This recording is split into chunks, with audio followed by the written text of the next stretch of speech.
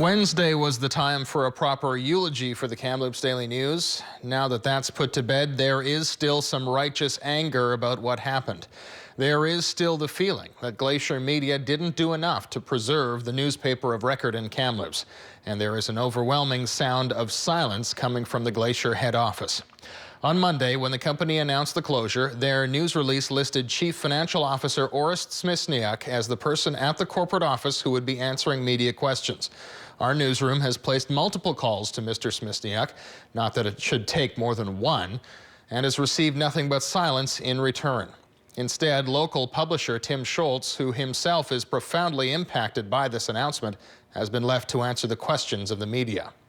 But really, that's not good enough. Even if you give the company the benefit of the doubt that it has sufficiently answered the questions of the dozens of employees who are losing their jobs in this closure, that's still not good enough.